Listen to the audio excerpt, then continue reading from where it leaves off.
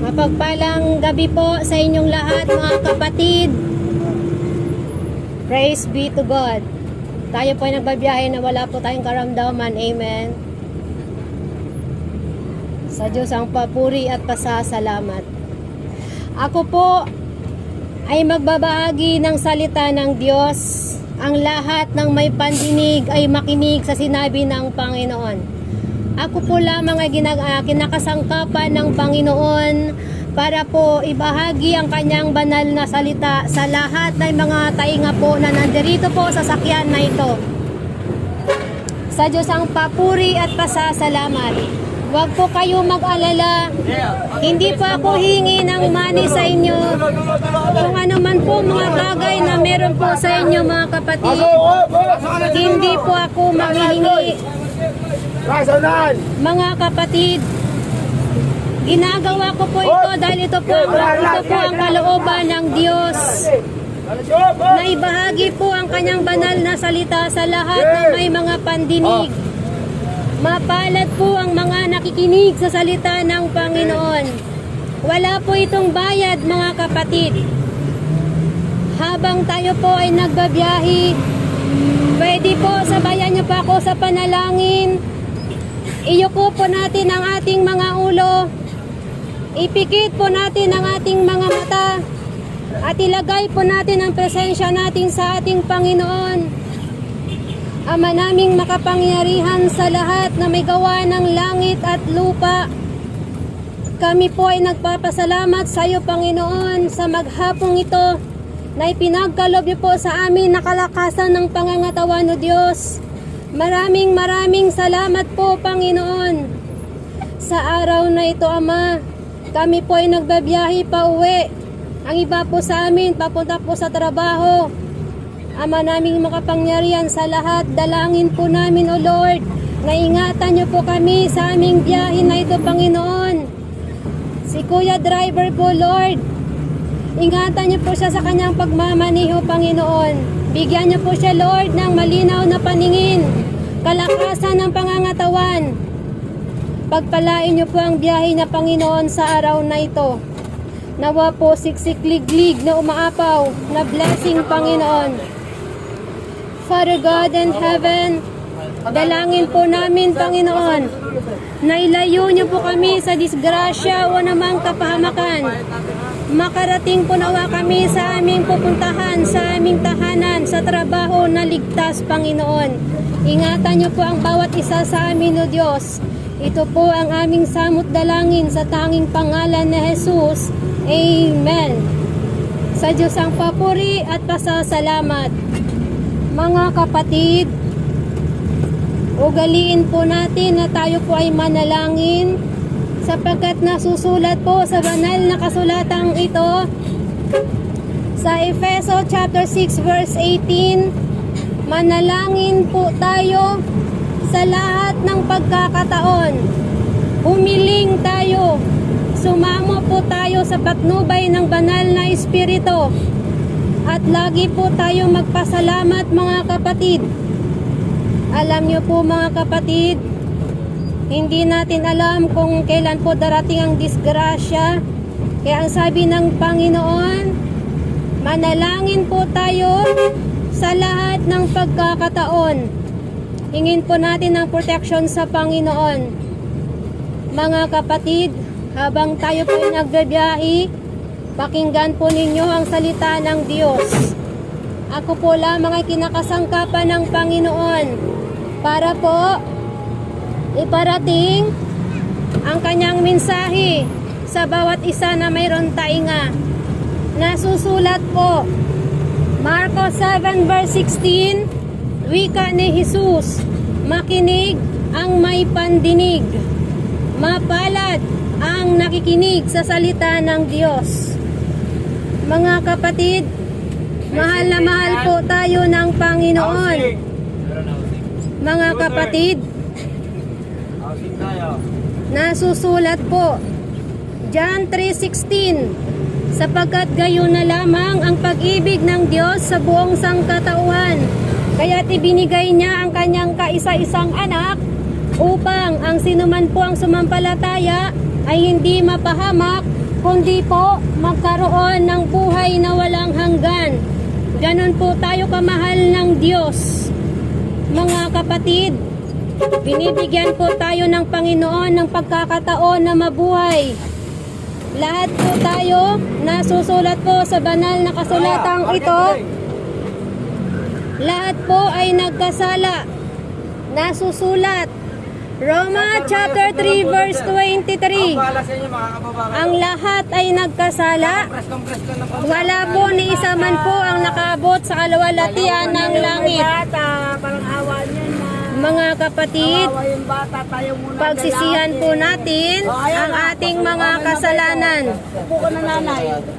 Ito po ang sinasabi ng Panginoon. Thank you po. Magsisi po tayo at talikuran ang ating kasalanan. Sapagkat nasusulat po, kung patuloy po tayo sa pagkakasala, mga kapatid, Roma chapter 6 verse 23, ang kabayaran ng kasalanan ay kamatayan. Kaya ito po ang inaalok ni Jesus sa Mateo chapter 4 verse 17. Magsisi kayo at talikuran ang inyong mga kasalanan, sapagkat malapit nang dumating ang kaharian ng langit. Mga kapatid, hindi po natin alam kung hanggang kailan pa dito tayo mabuhay sa mundong ito. Hindi natin hawak ang buhay natin. Kaya mga kapatid, palagi po tayo manalangin. Mahal na mahal po tayo ng Panginoon. Namatay po si Jesus, pinako sa krus dahil po sa ating kasalanan. Yun po ang pagmamahal ng Panginoon sa atin. Kung ganang atin lamang po, hindi po natin maligtas ang ating sarili sa kaparusahan ng Diyos Ama. Kaya po si Jesus pinako sa krus dahil po sa kanyang pagmamahal po sa atin. Sa Diyos ang papuri at pasasalamat. Kaya mga kapatid, makinig ang may pandinig. Hallelujah, purihin ng Diyos. Mga kapatid, alam niyo po, ang mga makasalanan ay walang bahagi sa kaharian ng Diyos. Kaya magsisi po tayo sa ating mga kasalanan. Amen. Nasusulat po sa unang Korinto chapter 6 verse 9 hanggang 10, ang mga makasalanan ay walang bahagi sa kaharian ng Diyos. Ang mga naglalasing, ang mga sinungaling, ang mga nakikiapid, ang mga nangangalunya, ang mga nagsasamba sa mga Diyos-Diyosan, nagawa ng kamay ng tao, ang mga sakim, lalo na po sa pera, ang mga nanlalait.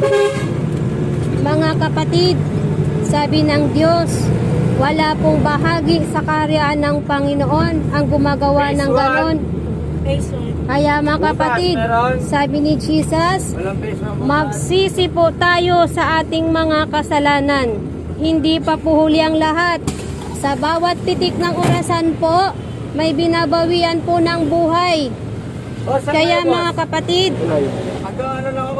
sikapin po natin na tayo po ay magbagong buhay, mga kapatid. Anytime po, pwede po tayo bawian ng buhay, mga kapatid. Lagi po tayong manalangin, maghanda at magpasalamat sa Diyos. Mga kapatid, ang sabi po ng Panginoon sa Ezekiel chapter 33 verse 11, hindi po nasisiyahan ng Diyos na mamatay ang mga taong masama sa kanilang kasalanan. Ang nais po ng Panginoon, tayo po ay magbagong buhay.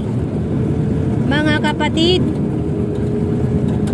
pakinggan po ninyo ang mensahe ng Panginoon. Kapag hindi nyo po ito isinasabuhay, ang sabi ng Diyos na susulat, John 12 verse 48, mayroon pong hahatol sa sinumang nagbaliwala sa salita ng Panginoon. Ang salita po na inyong naririnig at hindi nyo po ito pinaniniwalaan, yan din po ang hahatol sa inyo pagdating ng paghukom, sabi ng Diyos. Mga kapatid, ingat po tayo palagi. Sa Diyos ang papuri at pasasalamat.